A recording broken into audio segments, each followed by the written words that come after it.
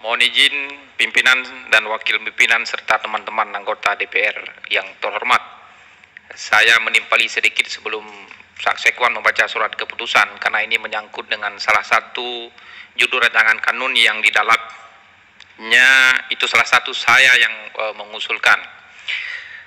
Sesuai dengan tatib dan juga sesuai dengan kanun pembentukan kanun bahwa diberi kewenangan kepada masing-masing anggota DPR Aceh untuk memberi usul judul rancangan kanun. Tepatnya tadi disampaikan oleh juru bicara Komisi 3 DPR Aceh soal kanun tentang pertambangan migas dan minyak dan gas rakyat Aceh.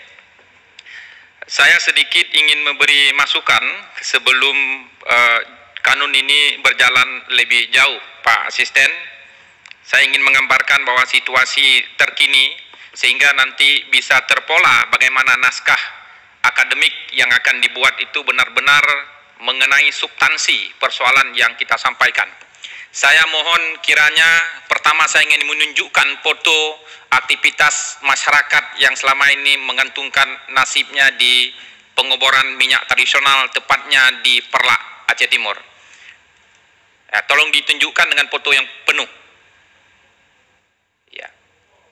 Ya, itu teman-teman pimpinan, wakil pimpinan dan Pak Asisten, salah satu aktivitas masyarakat itu salah satu sumur.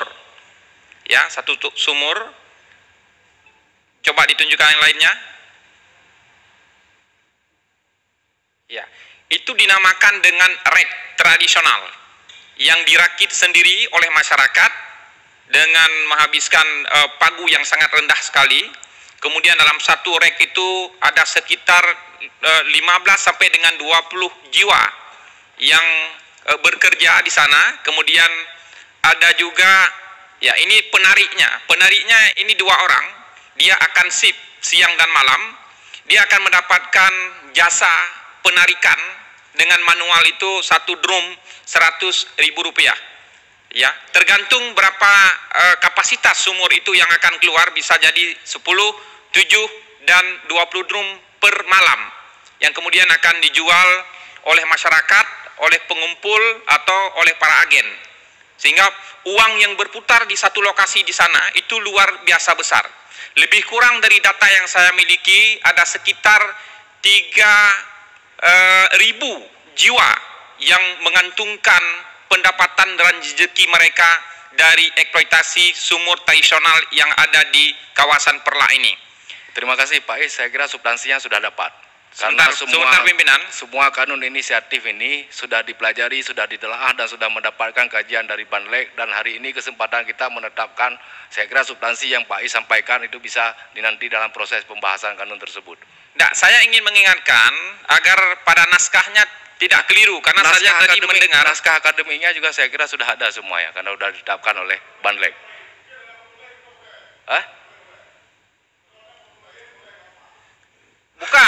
Bukan soal foto. Saya bukan mengatakan soal foto, tapi tadi di soal pada penyampaian yang disampaikan oleh teman Komisi 3 itu kan dikaitkan dengan PP. Jadi jangan kesan bahwa nanti pengaturan ini soal hubungan pemerintah pusat dengan pemerintah Aceh. Yang soal ingin kita atur ini adalah bagaimana masyarakat di sana bisa mengelola sendiri secara tradisional. Kita atur dengan kanun. Kanun itu nanti delivery-nya dari Undang-Undang 11 dari pasal 60 yang dibacakan tadi.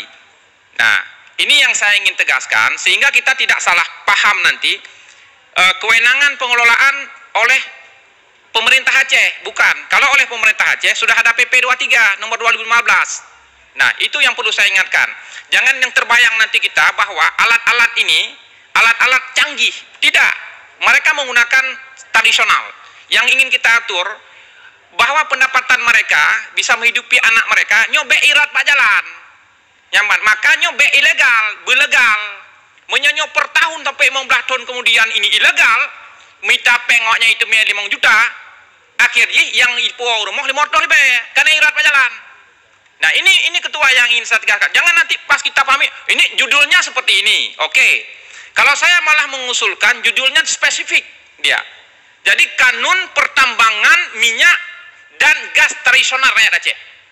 Jadi tidak melebar, jadi khusus. Karena ini bukan minerba. Kalau minerba ini, kanun minerba sudah ada di sini, tidak mengatur sama sekali tentang soal minyak ini. Ini jangan salah, bukan hanya di Perlak saja, di Pano Matang Gelumpang 2 juga kondisi yang sama. Jadi nanti setelah ini ada, di Pano Matang juga bisa berjalan sesuai dengan regulasi, Perlak bisa berjalan dengan regulasi. Karena juga masyarakat kita di sana, kanun ini kan untuk memberi kepastian hukum, bukan untuk menyengsarakan rakyat. Demikian pimpinan, terima kasih. Terima kasih Pak Is, saya kira bisa menjadi masukan untuk para tim membahas di Komisi 3 apa yang disampaikan oleh Pak Is. Karena yang mau diikat itu adalah tentang pertambangan minyak bumi dan gas tradisional rakyat Aceh yang selama ini dikategorikan sebagai pertambangan minyak dan gas bumi ilegal. Ketua, saya cuma mengingatkan Ketua,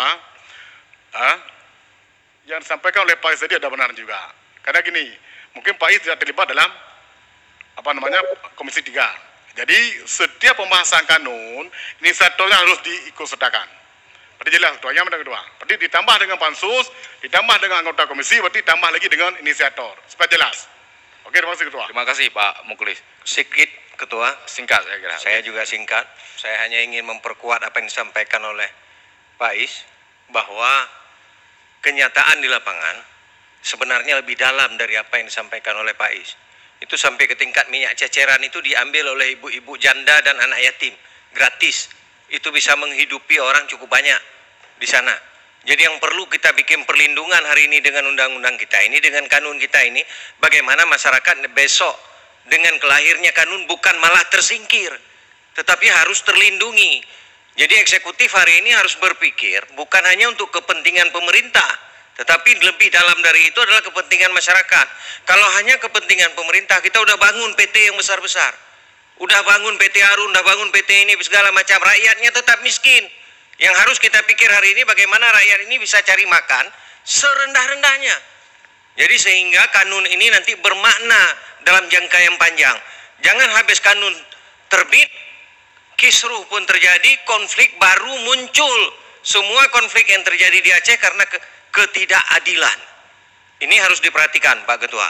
Mohon maaf, kalau memang penyampaian ini saya kira ada yang merasa tersinggung, mohon maaf sekali lagi. Assalamualaikum warahmatullahi wabarakatuh. Terima kasih Pak Johari. Saya kira Pimpinan, sudah dapat. ini mungkin terakhir pimpinan, penutup pimpinan.